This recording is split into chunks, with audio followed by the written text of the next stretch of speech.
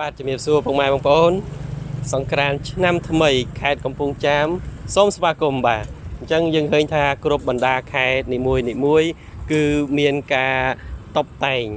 ប្រកួតប្រជែងគ្នាដើម្បីរៀបចំទទួលទេវតាឆ្នាំថ្មីដែលនឹងមកដល់ប្រហែលថ្ងៃនេះហើយប៉ុន្តែឥឡូវនេះខ្ញុំបាទសូមនាំអារម្មណ៍ពុកម៉ែបងប្អូនឲ្យមកមើលការរៀបចំសង្ក្រាន្តឆ្នាំថ្មីនៅក្នុងខេត្តកំពង់ចាមបាទអញ្ចឹងនៅក្នុងខេត្តកំពង់ចាមដោយពុកម៉ែបងប្អូនបានឃើញហើយទិដ្ឋភាពគឺស្អាតមែនទែនបាទអ្វីដែលគួរឲ្យចាប់អារម្មណ៍នោះនៅខាងក្រោយខ្ញុំបាទគឺមានពាងបាទពាងនេះគឺទុកដើម្បីប្រោះព្រំពេលដែលយើងក្តៅយើងអាចមកលេងទឹកបានបាទអញ្ចឹងมันបាច់ពិបាកដើររកទឹកទេហើយអ្វីដែលសំខាន់ពុកម៉ែបងប្អូនបានឃើញនេះបាទទៅយកទឹកនេះចង់បានទឹកប៉ុណ្ណាគឺបើកប៉ុណ្ណឹងគឺអត់ខ្វះទឹកទេបាទអញ្ចឹងគឺ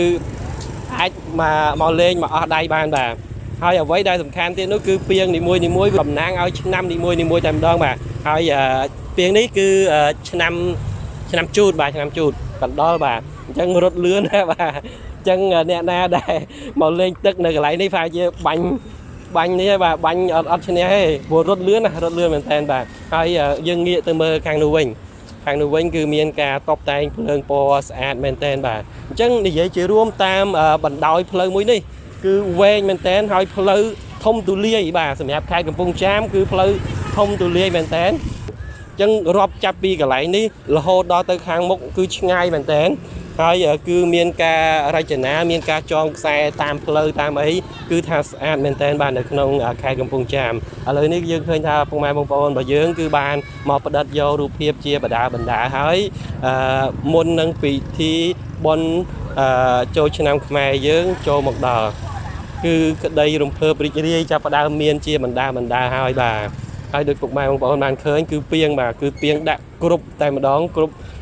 តាមផ្លូវគឺមកជួរនេះសុទ្ធតែពាងហើយចឹងកន្លែងណាក៏មានទឹកដែរជាងគឺអត់ខ្វះទឹកទេពុកម៉ែបងប្អូនអាចមកលេងយ៉ាងត្រជាក់ត្រជុំបាទហើយជាពិសេសខ្ញុំនិយាយដែរគឺផ្លូវនេះបាទធំទូលាយមែនតើហើយវែងបាទអញ្ចឹងអាចដាក់មនុស្សបានរាប់ពាន់រាប់ម៉ឺននាក់បាទក្នុងមួយថ្ងៃគឺអាចដាក់មនុស្សបានរាប់ពាន់រាប់ម៉ឺននាក់គឺមិនខ្វាយខ្វល់ថាខ្វះកន្លែងលេងទេបាទហើយទឹកដូចនិយាយដែរអញ្ចឹងគឺបបោទឹកបបោបាទទឹកបបោគឺមានសយោទឹកតជាប់ជាស្រេចហើយពាងបាទគឺស្អាតមែនតើគឺមានការលាបពណ៌រចនានេះគឺថាស្អាតអញ្ចឹងទាំងអស់នេះគឺជាទិដ្ឋភាពរួមនៃការរៀបចំសម្រាប់ទទួលទេវតាឆ្នាំថ្មីនៅក្នុងឆ្នាំ2025បាទអញ្ចឹងសម្រាប់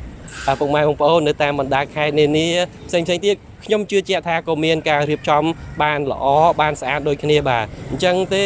សូមអរគុណហើយសូមអំពាវនាវឲ្យមកលេងខេត្តកំពង់ចាមក៏ដូចទៅលេងតាមបណ្ដាខេត្តដទៃទៀតឲ្យបានច្រើនកកបាទសម្រាប់ពិធីបុណ្យចូលឆ្នាំថ្មីរបស់យើងដែលនឹងជិតចូលមកដល់មែនទែនហើយបាទសូមអរគុណសូមជម្រាបលាបាទ